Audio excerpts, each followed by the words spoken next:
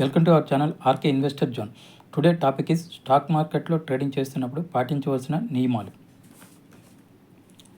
Stock మార్కెట్లో trading చేస్తున్నప్పుడు మనం ఖచ్చితంగా చాలా డిసిప్లిన్గా ఉండాలి. Rule number 1, mind set. Stock మార్కెట్లో ట్రేడింగ్ చేస్తున్నప్పుడు టెన్షన్ లేకుండా ఉండాలి. మన పొజిషన్ తీసుకున్న తర్వాత స్టాక్ మనం తీసుకున్న డైరెక్షన్కు ఆపోజిట్గా వెళ్తుంటే ఎమోషన్స్ లోన్ అవ్వకుండా ఉండాలి. మనం తీసుకున్న position target and stop loss ముందుగా డిసైడ్ చేసి పెట్టుకోవాలి. కొంతమంది పొజిషన్ తీసుకున్న తర్వాత టార్గెట్ అండ్ స్టాప్ లాస్ దగ్గరకు వచ్చినప్పుడు స్టాప్ లాస్ మారుస్తూ ఉంటారు.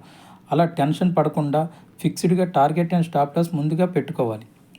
కొంతమంది ఎక్కువగా ఒక్కోసారి లాస్ వస్తే రివెంజ్ ట్రేడింగ్ చేస్తూ ఉంటారు. మీ మైండ్ కంట్రోల్ చేసుకోకుండా ట్రేడింగ్ చేస్తూ ఉంటారు. ఇది చాలా డేంజర్. మనం ఒకటి గుర్తుపెట్టుకోవాలి, మార్కెట్ ఈజ్ సుప్రీం అని ఎప్పటికప్పుడు గుర్తు చేసుకుంటూ ఉండాలి. ట్రేడింగ్లో ప్రాఫిట్స్ రావాలన్నా లాస్ రావాలన్నా ఎక్కువగా మీ యొక్క మైండ్ సెట్ పైన ఆధారపడి ఉంటుంది. Rule number 2, method. Stock market trading చేస్తున్నప్పుడు మనకంటూ ఒక స్ట్రాటజీని బిల్డప్ చేసుకోవాలి. ఎవరో చెప్పారనే టిప్స్పై ఆధారపడవద్దు. సక్సెస్ఫుల్ ట్రేడర్స్ అందరూ కూడా వాళ్ళకంటూ ఒక స్ట్రాటజీని బిల్డప్ చేసుకుంటూ ఉంటారు. ప్రతి ట్రేడర్ తనకంటూ ఒక స్ట్రాటజీని ప్రైస్ యాక్షన్ కానీ వివ్యాప్, ఆర్ఎస్ఐ, డిఎంఏ, సిపిఆర్, బొలెంజర్ బ్యాండ్స్ ఇండికేటర్తో మనకంటూ ఒక స్ట్రాటజీని బిల్డప్ చేసుకోవాలి. ఒక ట్రేడ్ ఒక స్ట్రాటజీతో చేస్తూ ఉంటే మనం ఎప్పటికీ సక్సెస్ఫుల్ ట్రేడర్ కాలేము.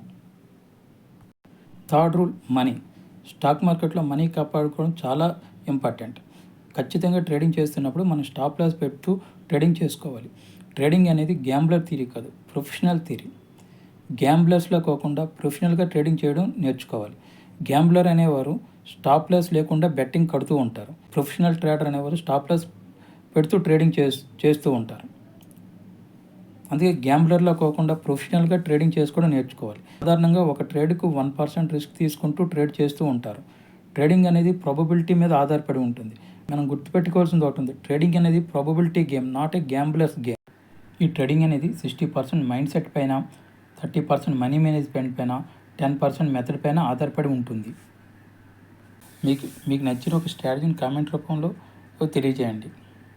ఈ వీడియో నచ్చితే లైక్ చేయండి, షేర్ చేయండి, సబ్స్క్రైబ్ చేయండి. Thank you very much.